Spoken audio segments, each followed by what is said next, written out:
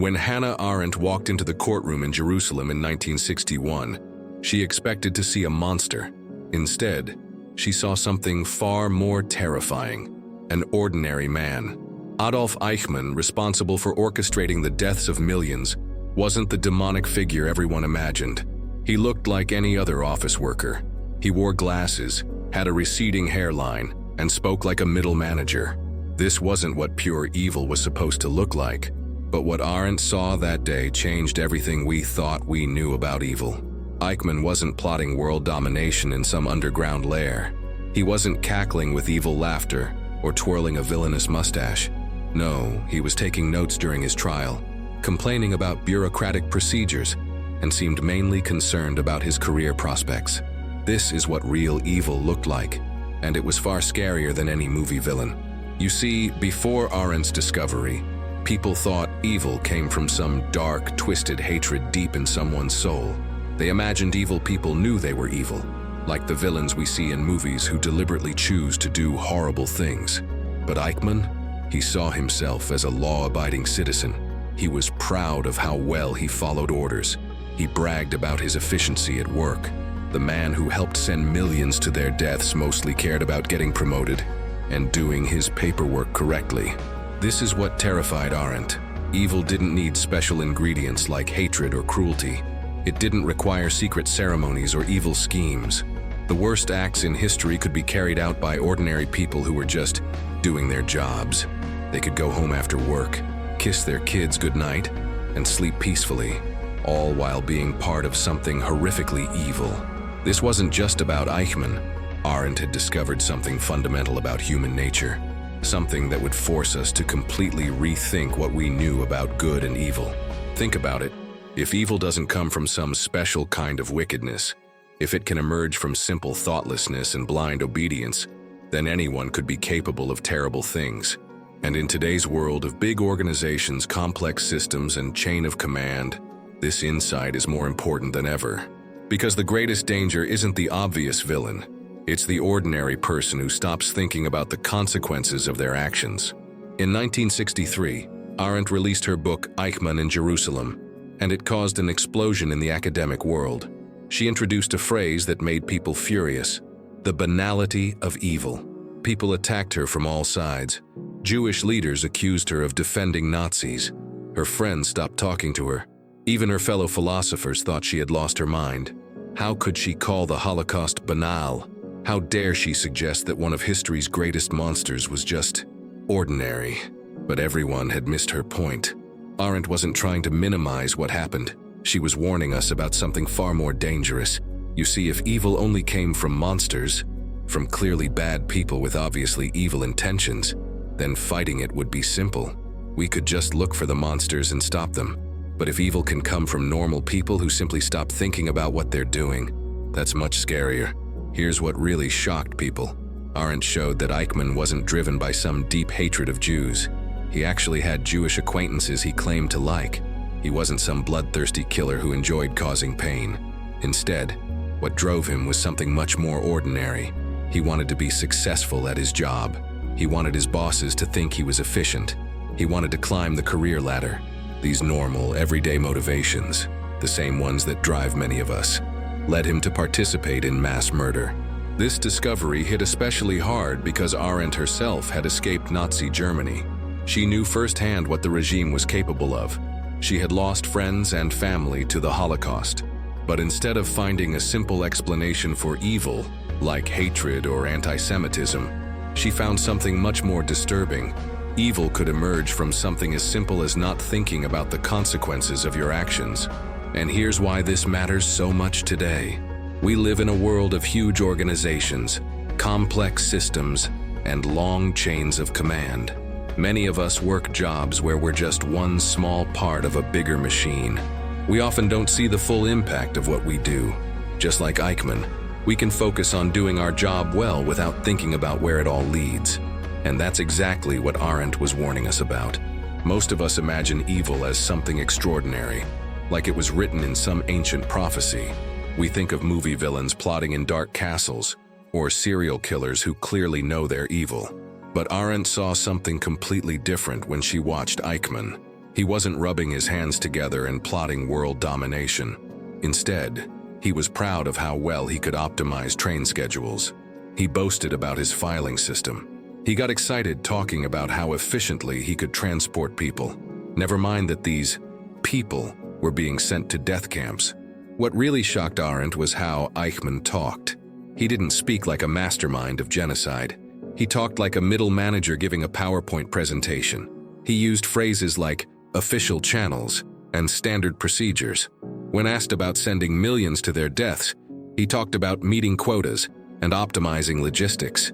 He wasn't trying to hide anything. In his mind, he was just doing his job really well. Here's a real example that shows just how bizarre this was. During his trial, Eichmann actually bragged about once helping a Jewish relative get out of Germany. He seemed to think this proved he wasn't anti-Semitic. He completely missed the point that saving one person didn't make up for helping kill millions of others. In his mind, that one case was personal, while all the others were just business. This is where Arendt saw something crucial. Eichmann didn't need to hate Jews to help kill them. He just needed to stop thinking about them as real people. Once they became numbers in his spreadsheets, names on his lists, and cargo for his trains, the moral question disappeared. He could focus entirely on solving logistical problems, like how to fit more people on each train, or how to process paperwork faster. And this is exactly what makes thoughtlessness so dangerous. When people stop questioning what they're doing, when they focus only on how well they're doing their job, rather than what that job actually means, they can participate in horrible things while keeping a perfectly clear conscience. They're not being evil, they're just being efficient. Here's a detail that really drives this home. Eichmann was actually proud of his work. He thought he deserved a promotion. Even during his trial, he kept talking about what a good employee he had been. He followed all the rules. He met all his targets. He improved efficiency. The fact that these achievements involved mass murder somehow never really registered with him. He had reduced everything to paperwork and procedures, and that's all he could see. Arendt noticed something fascinating about Eichmann during his trial. He wasn't stupid. His IQ tests were above average. He could handle complex logistics, manage large teams, and solve complicated problems. But there was something missing. He couldn't think deeply about anything. When asked complicated questions, he would just repeat slogans he had memorized. When faced with moral issues, he would hide behind rules and regulations. Let me give you a real example from the trial. When asked why he helped send children to death camps, Eichmann didn't show guilt or try to defend his actions. Instead, he talked about train schedules and department procedures. He was proud that he had figured out how to transport more people using fewer trains. The fact that these people were children being sent to their deaths, that part never seemed to enter his mind. This is what Arendt meant by the difference between intelligence and thinking. Eichmann could calculate transportation routes all day long, but he couldn't have a real conversation about right and wrong. He used buzzwords and official language like a shield against reality. When asked about morality, he would say things like, "I was following the law," or "These were my orders." It was like he had replaced his conscience with an employee handbook. And here's the scary part. This pattern keeps showing up throughout history. Take the Ford Pinto case from the 1970s. Ford's engineers discovered their cars could explode in rear-end collisions. But instead of fixing the problem, they did a cost-benefit analysis. They calculated that paying settlements to families of people who died would be cheaper than fixing the cars. They were intelligent enough to do complex financial calculations, but they stopped thinking about the real human cost of their decision. Or look at the Deepwater Horizon oil spill. Engineers and managers saw warning signs for weeks, but they were so focused on meeting deadlines and cutting costs that they didn't think about what could go wrong. They had the intelligence to drill for oil miles under the ocean, but they didn't think deeply enough about the risks they were taking. This is what makes thoughtlessness so dangerous in today's world. We have incredibly smart people building AI systems, designing social media algorithms, and making financial products. They can solve complex technical problems. But if they don't think deeply about the consequences of their work, if they focus only on efficiency and profit like Eichmann focused only on schedules and procedures, they can cause enormous harm while believing they're just doing their jobs well. But in the middle of all this darkness, Arendt found something hopeful. During the Nazi regime, while millions were going along with evil, some ordinary people said no. And here's what's fascinating. These weren't superheroes or saints. They were normal people who just kept thinking, kept questioning, kept listening to their inner voice that said, "This isn't right." Take the story of Anton Schmid, an ordinary German sergeant who saved Jews in Lithuania. He wasn't some resistance fighter or moral philosopher. He was just a simple electronics technician who couldn't stop thinking about what was happening around him. While others turned away, he kept looking. While others stayed silent, he kept asking questions. He ended up saving over 250 lives before being caught and executed. When asked why he did it, he gave a simple answer: "I just couldn't help myself." Or consider the story of Sophie Scholl and the White Rose movement. These were college students, not trained revolutionaries or hardened activists. They simply couldn't stop thinking about what was happening in their country. While their professors and classmates focused on their studies and careers, these students kept asking uncomfortable questions. They didn't have special courage. They just couldn't turn off their conscience.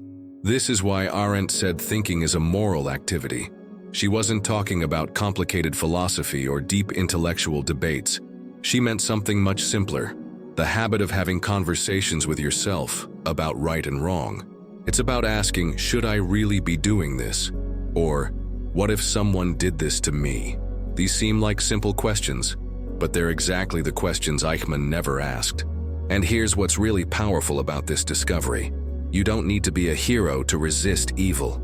You don't need special training or extraordinary courage. You just need to keep your ability to think, to question, to imagine yourself in someone else's shoes. When Arendt looked at people who resisted the Nazis, she found that many of them weren't particularly brave or idealistic. They just couldn't stop thinking about the reality of what was happening. Think about whistleblowers today. People like Daniel Ellsberg or Edward Snowden weren't trying to be heroes. They were just doing their jobs until they started really thinking about what they were seeing. Once they started thinking, they couldn't stop. And once they couldn't stop thinking, they had to act. Throughout history, great thinkers have warned us about the dangers of not thinking for ourselves. Take Socrates. He walked around Athens annoying everyone by asking questions about things they took for granted. They called him a gadfly, like a mosquito that keeps buzzing around your head, making you uncomfortable. People got so annoyed with his questions that they eventually killed him. But he said something important. The unexamined life is not worth living. And it's not just ancient Greeks. Immanuel Kant came up with a phrase that became famous: sapere aude, dare to know, dare to think for yourself. He said this at a time when most people just accepted what authorities told them. Kant wasn't telling people to become revolutionaries or rebels. He was just saying, think for yourself, use your own brain, don't just accept what you're told. Here's a fascinating example from more recent times. During the Vietnam War, Daniel Ellsberg was a military analyst who had access to secret documents. He was a loyal government employee, doing his job, following orders. But he couldn't stop thinking about what he was reading.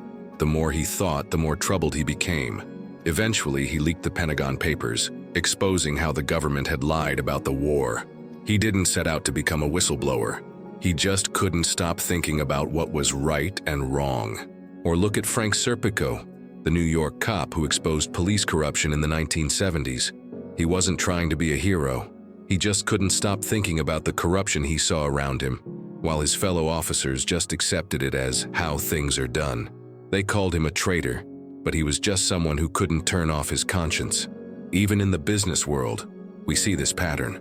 Sharon Watkins at Enron couldn't stop thinking about the accounting fraud she discovered, while others just went along with it, focusing on their bonuses and stock options.